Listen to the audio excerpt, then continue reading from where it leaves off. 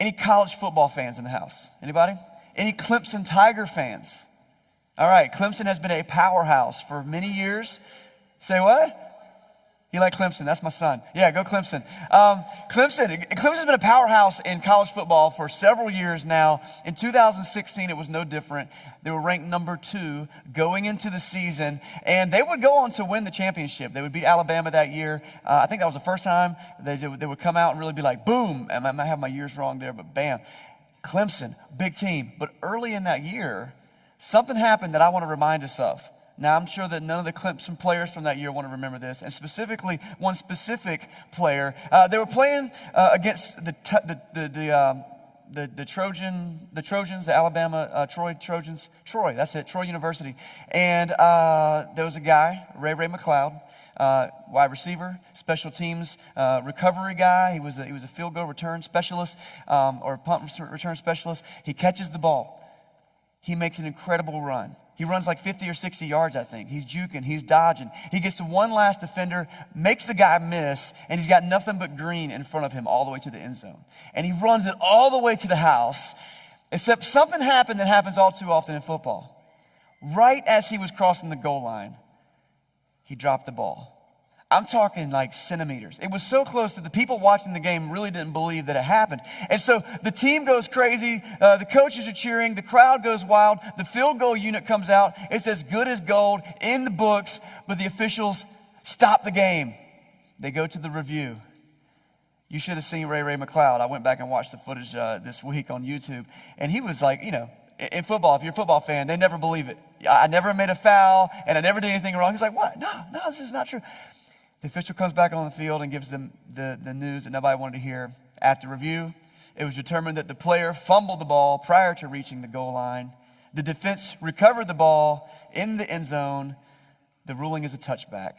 First down, Troy. I got a picture of that. There it is. Look at that. So close. Now, here's the question. You would expect this in like Pee Wee football. But this is one of the greatest football programs in the land right now, okay? Surely the guy knows, run it all the way past the line before you drop the ball. He celebrated a little bit early, this much too early. But it's not just Pee Wee, and it's not just college. It happens on the NFL professional level. There are $1 million athletes who do this madness. You've seen the guys try to do a front flip into the end zone, and they drop the ball while they're in the air before they cross the goal line. Really good if we were in the Olympics for gymnastics, but the goal is to run the ball all the way in. Just keep going. Just keep going. Just keep going. Let me ask you a question. How many times have you dropped the ball? It's not just football. Now, we see athletes and we want to be hard on them, and the fans want to be hard on them, and the coaches are going to yell in their faces, but man, like every day, right? Like when we're talking about the things we're supposed to accomplish in life and the things that we're going to do, you ever start that New Year's resolution in January? You go strong, January, February, maybe March, mid-March, April. What resolution? You drop the ball. You're supposed to be a certain kind of dad, the certain kind of mom, the certain kind of father, a certain kind of mother, the certain kind of husband or wife, a certain type of employee, and you had that good week, but then there was that day. You dropped the ball. Why not just keep running? Like, why is it so hard just to keep going? It's a phenomenon we see in so many areas of our life. And that's what I want to talk about today. We're in the final week of this teaching series called The Road. And the whole idea is to take a look at what it means for God to provide a path for us to come back to Him, to His grace, to His forgiveness. Last week, we kind of went over the entire, what we might call the plan of salvation. And we talked about all of the different elements to get us onto the road. But this week, I want to kind of use our road metaphor to talk about the rest of life. Because most of life isn't a big spiritual decision. Most of life is the normal, everyday, mundane, running the ball kind of stuff. It's waking up in the morning, it's eating your breakfast, and it's driving to work, and then you got to do your job, and then you take your lunch break, and while you're taking your lunch break, you pay your bills, and then you text some friends. You work on your hobbies. You work on your yard. You scroll on social media, you binge your favorite show on Netflix. You got to take your kids to practice. You got to pick your kids up from practice.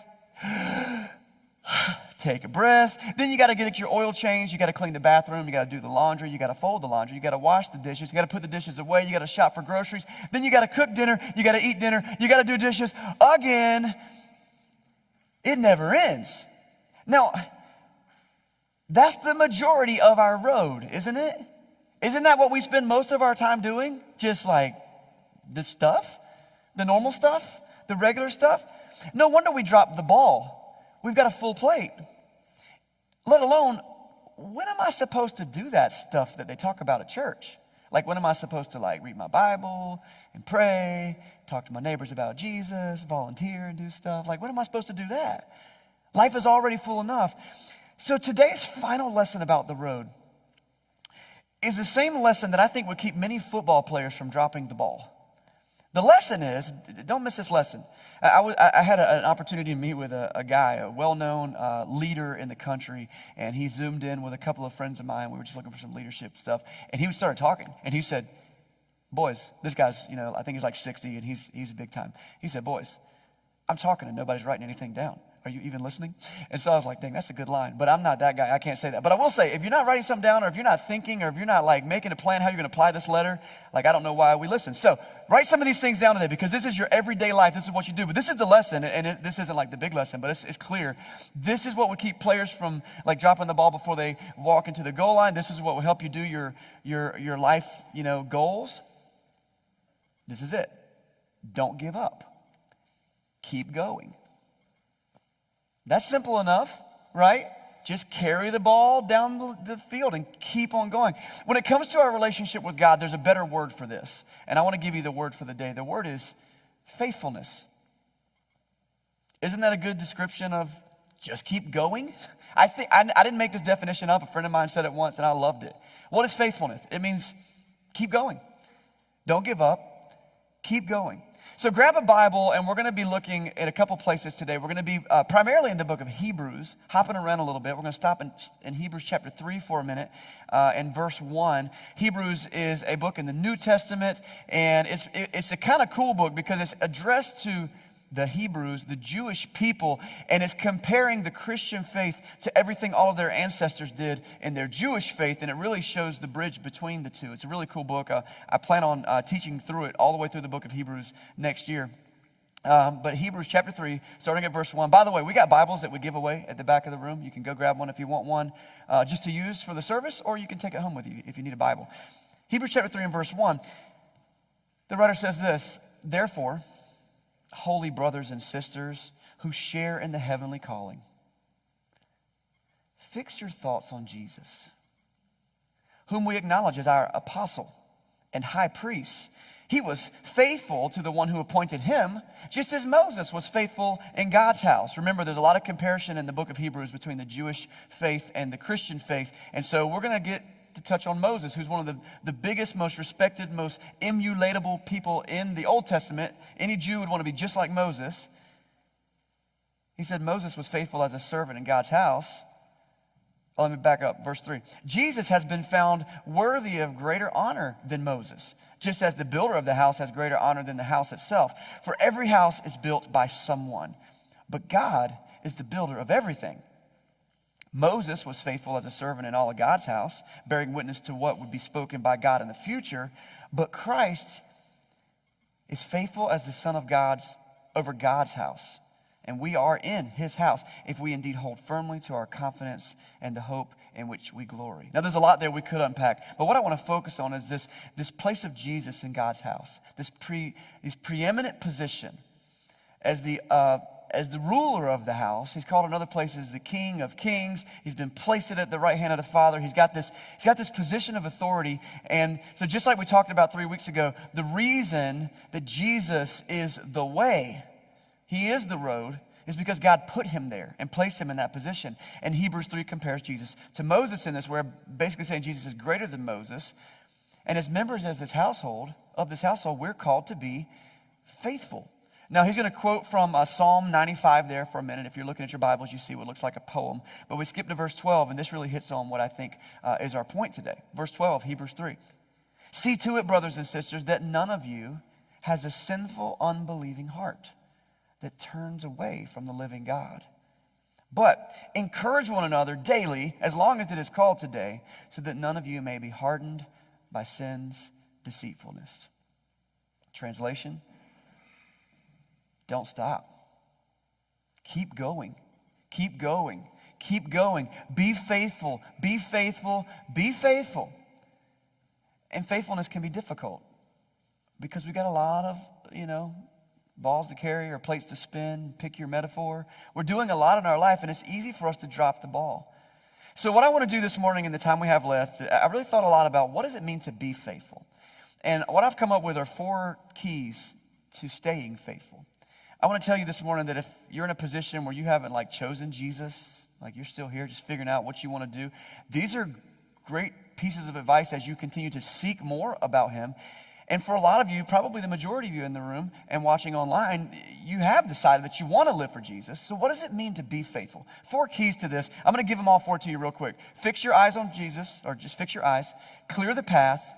Surround yourself with support. And don't stop. Fix your eyes. Clear the path. Surround yourself with support. And don't stop. I'm going to break down each one of these. The first one is that we need to fix our eyes. So the passage that we just looked at was Hebrews chapter 3, verse 1. It starts like this. It says, therefore, holy brothers and sisters who share in the heavenly calling, fix your thoughts on Jesus. And I love this mix of a metaphor because we talk about fixing your eyes. We're going to see that in a second. But your thoughts are a big part of that. You might remember the week we talked about repentance. Remember recalculating? It's all about what happens in our mind. The book of James teaches us that sin, actually the birthplace of sin is in our mind. So the idea of fixing our thoughts on Jesus is crucial to getting our whole life rearranged around him. And if we want to stay faithful, we gotta fix our eyes, we gotta fix our thoughts, we gotta have a focus. Hebrews chapter 12 is the place that says it a little more clearly. I love this passage. Hebrews chapter 12 and verse 1. It'll be on the screen. Therefore, since we are surrounded by such a great cloud of witnesses, let us throw off everything that hinders and the sin that so easily entangles us, and let us run with perseverance the race marked out for us, fixing our eyes on Jesus, who is the pioneer, the perfecter of our faith, who for the joy set before him endured the cross, scorning its shame, and sat down at the right hand of the throne of God. Consider him who endured such opposition from sinners, so that you will not grow weary and lose heart. The idea of fixing my eyes on Jesus is he ran before me. He already went there. He did that. And I can follow him into the goal. It's a picture of a race, this passage. It says, run with perseverance. I want you to remember the word perseverance, because that's another word for faithfulness. Keep going. Keep going. Keep going. And it says that he's the author and the perfecter of our faith. And there's a lot of ways to break that down, but the way I really see it is he makes it possible for us to be faithful. Because we aren't in our own power strong enough to overcome sin or to have our own righteousness without the work that he did. We're going to talk about that a little bit more in just a second. But he authored this for us. And then he was a pioneer. He paved the way. So talking about the way, man, we're following in his footsteps. So that's the idea of fixing your eyes. And if you're running a race, you know that if I'm running, especially a sprint, and I've got to get from point A to point B, and I'm looking up here into the stands to see if my mama's waving at me, I'm probably not going to win. Because the kid looking at the finish line is going to sprint his heart out because he's got a goal in mind. And if I'm looking behind me to see how far I've gone, it's a problem. And so fix your eyes. That's our first one. Faithfulness is hard. But if we can pick a point to focus on, something that gets us going in the morning, something that keeps us going throughout the day, something that as we refocus at the end of our day, we can set our eyes back on it. I love what the first passage said in chapter 3, fix our thoughts on Jesus. We can keep going. I think the reason that we drop the ball in life is because we're focused on 100 different things. Because when you're at work, you're focused on work. I'm focused on being successful, or I'm focused on making money or making a reputation for myself. That's what I'm focused on at work. And then when I get home, I got to focus on being at home. I got to focus on being a dad or a husband or mowing the grass or taking care of things in the yard. I got to focus on, the busted plumbing or whatever you're dealing with. Because when I'm at home, I'm focused on being at home. And when I'm with my friends, I'm focused on whatever that means. To focus on your friends and focus on making them happy or making them laugh or keeping them satisfied or making myself seem cool. I want to challenge you this week because I try to think, what are we focused on when we're with our friends? That's a good question. I mean, why do we have friends? I think it would be nice of us to think, I'm there to serve them. I'm there to make their life better. But is that why you have friends? That's just something for you to chew on. when I wrote that down this week, I was like, what do we focus on when we're with our friends? I think if you ask yourself that question, you'll probably be a better friend. But if we're looking at 3 or 5 or 10 different focus points all the time, I'm going to promise you something. You're going to drop the ball because you've got your mind divided too much. But it's possible to set your thoughts, fix your eyes on Jesus, and check this out. If he's my focus point, when I go to work, I'm doing all things. I love what Colossians 3, verse 17 says, whatever you do, whether in word or in deed, do it all in the name of the Lord Jesus, giving thanks to God the Father through him. And so we've got this concept of I can be at work, but do my work for the Lord. And so even if I don't hit my marks at work, I'm still doing my best to honor Jesus with my character. And when I'm successful, I give him the credit for it. Or when I'm at home, I'm leading my family to Christ. And so it gauges, like, what entertainment do we do together as a family? And how do we treat each other? And how do I speak to my wife? And how do I treat my kids? And what are my goals for them? What are my goals with my church, my family calendar? The shift of focus on Jesus suddenly lets me do my family different. Same thing with my friends. If everything I do is filtered through the eyes being focused on Jesus, I might choose different friends. Or I might act differently around them, like I said a minute ago. And so that's the first key to staying faithful. Fix your eyes on Jesus. Second key, clear the path. Now, when you hear me talk this out, you're going to be like, oh, that's probably the most important one. Because, I think we know intuitively, yeah, I should focus on God more. But the problem is there's all kinds of mess in the way. In football, the people who hold the ball get the most credit.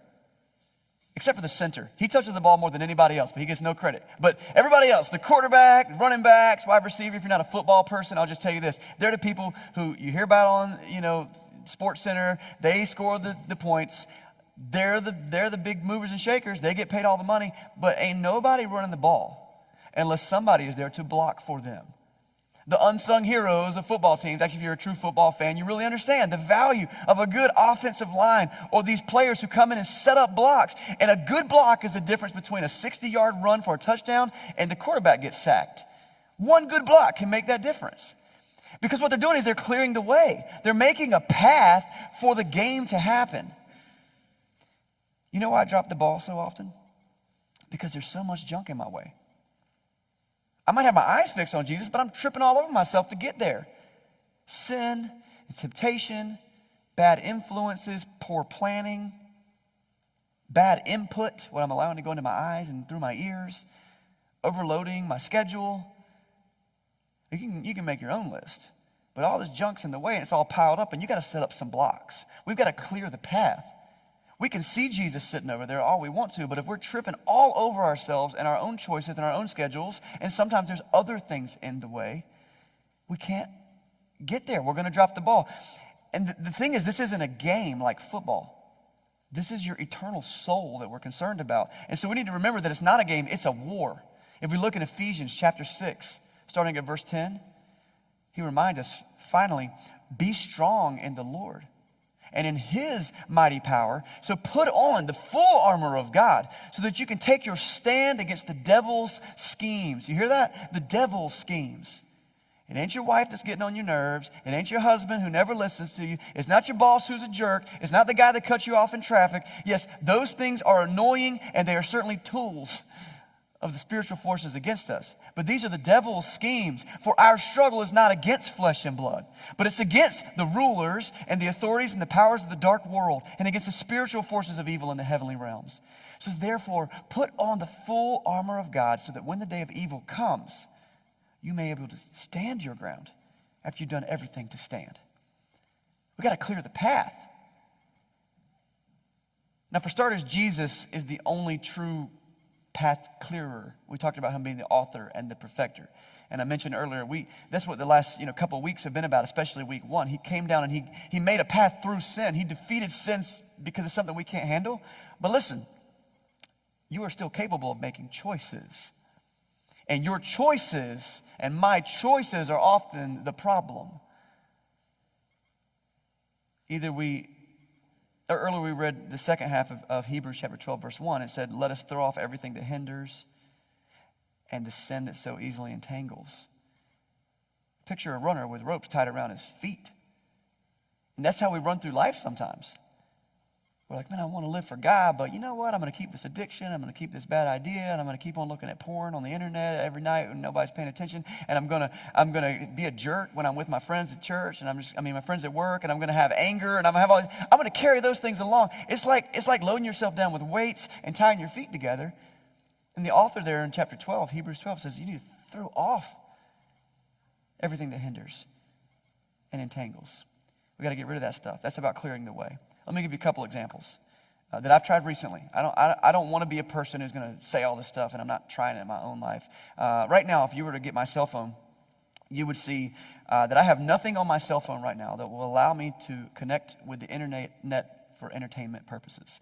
It's a thing that recently I did because I found that I was spending way too much stuff just scrolling on social media. Like any questions someone has, I'm like, let's look at Wikipedia. Let's know everything right now. I've got to know an answer right now. And all these things, I do have fantasy football on there because it's not a problem. But I promise it's not a problem. I can stop anytime I want. Okay? But I don't have anything. I don't have Instagram. I don't have Facebook. I don't have an app that connects to a web browser. I don't have anything to watch TV shows, Hulu or Netflix or Disney Plus. Though we have sign-ins for all three of those things, right? So, but for me, I needed to throw off things that were entangling and getting in my way because I was like, man, I need to read my Bible more. I'm not spending enough time doing this stuff. And I'm like, yeah, but I got time for all this other stuff. It's a practical example of what it means to clear the way. I'm not putting myself on a pedestal. I'm saying I'm right here in the trenches with everybody else trying to figure this out. There's a goal. There's a challenge for you. Here's another one. I have many times in my life been 8, 10, 20 episodes into a TV show that I was trying to binge. And the whole time I'm like, this isn't good for my soul. This isn't good for my soul. The language that they're using, the content of this thing, the things they're putting on the screen, it's not good for my soul. But man, it's so well made. The acting is fantastic. The score, I want to listen to the music, whatever. And I'll be 8, 10, 20 episodes into it before I'm finally like, okay, it doesn't matter what happens on this TV show. I've got to stop feeding my brain with it. And I've turned it off. And I've got accountability partners that I've talked to say, listen, I know I was all in this show, but I need to tell you I'm not watching it anymore. I need you to hold me to that. Check me on that. It's a practical way of clearing the way. You set up blocks so that you can keep going. Now, so I want to leave you with a challenge this week, some homework. It's actually a new thing I want to get into as a church family. I want to create a culture where there's an expectation that all of us are going to do something after we hear a teaching, okay? That's just going to be a new culture that I'm going to try to be diligent about. And so each week I'm going to do my best to nail it down to a thing. Okay, here's the thing this week. This week, my challenge is that you remove one thing from your life that is tripping you up in your ability to be faithful. One thing. Am I asking too much? One thing, what is it? You might need to write it down right now. You might need to ask the person sitting next to you. Because if we're not willing to remove just one thing from our life that's tripping us up, we're going to drop the ball. We're not going to live out the life that God has called us to, and we're not going to be the people that shines the light in this city the way that we say that we do, if we're not willing to do one thing. And it will create a domino effect in your life. What's that one thing? When you sit at lunch with your family this week, I want you to ask yourselves, what are you doing? When you're with your friends later this week, I want you to ask each other, what are you doing? What's the one thing I'm removing? One show that I'll stop watching, one place that I'll stop going, one habit that I'll give up. If those things are preventing you from being faithful, they're not worth it. We've got to clear the way. So, we're going to fix our eyes. We're going to clear the way. The last two are going to be a little bit quicker. Because clearing the way is hard. The third one is we need to surround ourselves with support. None of us were created to do this alone. Remember the value of the blockers in the football game. No running back is going to get a 100-yard running game or more. A Derrick Henry crazy, I don't know, that dude just sees a monster. He might not need the rest of the football team. But every other person in the NFL, without their blockers, they're not going to run. And so we need an ensemble of people surrounding us to help us out. And if you're trying to do your faith by yourself, man, I'm going to tell you, I'm sad for you. And I hope that you will lean in and try to do what part you can to find some community to surround around you so that we can get through these things. Because we are going to drop the ball. We are going to have moments of weakness. And we need each other. In the first passage we read back in Hebrews chapter 3, I saw this little nugget of gold in verse 12. This is gold right here. Hebrews 3:12. See to it, brothers and sisters, that none of you has a sinful, unbelieving heart that turns away from the living God. But encourage one another daily, as long as it is called today, so that none of you may be hardened by sin's deceitfulness. So we need to see to it that we're getting away from sin, but we also need to be in each other's lives, encouraging each other. And I love that it uses the word daily. It's really easy in our culture to think of church as weekly. But our walk with God has got to be daily. And so maybe you don't have that ensemble at work or at home. That means you're going to have to recruit from outside. You're going to have to find some people that can be in a text thread with you, or can give you a phone call, or that you can talk to. Often, we need each other. Later in Hebrews chapter 10, it also says this, verse 23. It says, "Let us hold unswervingly to the hope we profess. For he who promised is faithful." He who promised is faithful. He's calling us to be faithful, but he's saying, listen, I'm going to keep going, okay?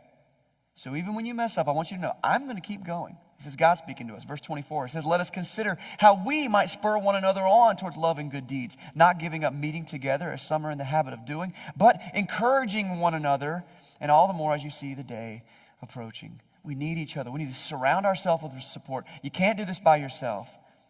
You can't see your own blind spots. You need a friend. You can't be your own moral compass.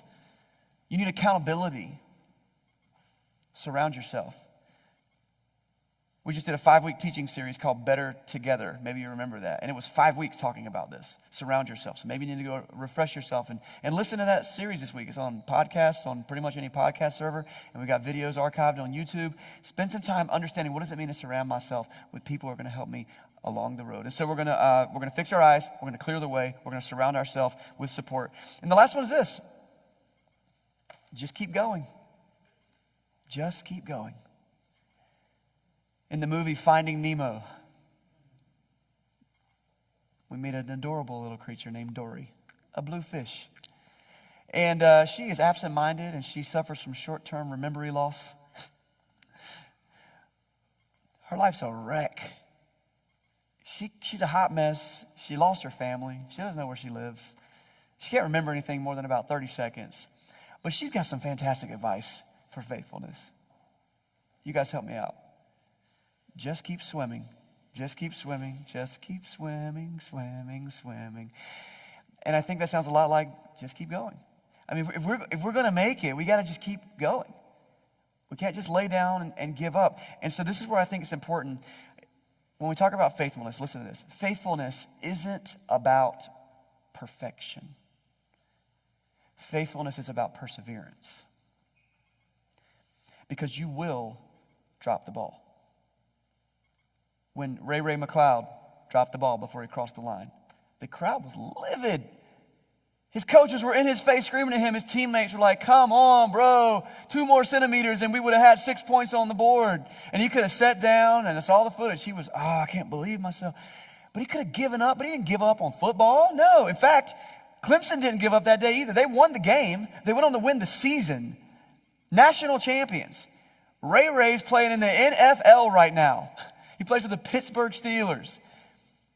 You can't just give up after you drop the ball. You gotta pick yourself up, and you gotta keep going. The mentor guy that I met with this week, he said, we were like, what's your secret to longevity? What do you keep doing? He said, milk the cows. And I was like, what? He said, I grew up on a farm. We milk cows every single day, 5:30 in the morning. We just kept milking the cows. I'm like, what does that have to do with anything? He said, no, what I'm saying is no matter what happened, if it rained, if it snowed, we milked the cows. If we were tired, if we were sick, we had to milk the cows. If we didn't know what to do with our life, we still had to milk the cows because the cows needed milking. And in our life, guys, we got to keep going.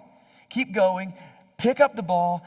Use your ensemble. Clear the way. And praise God, we don't have to do it on our own power because Jesus is our salvation. That's faithfulness. If we give up on our walk with God after we fall down, we'll go nowhere. But if we can live in His grace, even at our lowest points, it's eternally significant. I think it's important to say that when you drop the ball, it doesn't have to be the end of your faith. In fact, when you drop the ball, it doesn't mean that you're not being faithful. Faithful comes when you pick it back up. Many times our failure can lead to our greatest moments of faith. And they can teach us our greatest lessons. Maybe you're feeling beat up this week because you were a bonehead and you did something you shouldn't have done, or several things you can't stop. 1, stop it. Clear the way.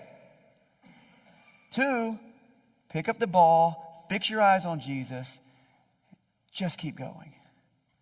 I have a friend who was an alcoholic for years, and he became a Christian. He gave up drinking, and he's now a sponsor with AA. And great guy, great Christian man. He's given me lots of great words of wisdom. And but he said to me once, he told me it's something that happens a lot. He said a lot of the guys he's sponsoring, they'll be alcohol free for 90 days, and then they'll mess up, and they'll call him, and they'll all sob, and they're like, "It's all over. I ruined it. I'm such a failure. I'll never get this thing up." And he'll say, "Failure? You're a failure? You went 90 days. That's fantastic. You were an alcoholic, and you went 90 days. You were 90-0. You were undefeated." And then you got beat. But even the best teams lose. You're not a failure. You're just 90-1. Now get back up and make it 91-1. And that advice was fantastic. And maybe that's what you need to hear today. When God gives us his grace, he picks us up in our mess. And he says, no, I didn't save you so that you could give up. I saved you so that you could keep going, because the world needs to know about my love. And I want to be with you. God wants our worship. He wants our attention. He wants our focus. He wants our praise. He wants our faithfulness. Just keep going. Let's be faithful. Let me pray for us this morning.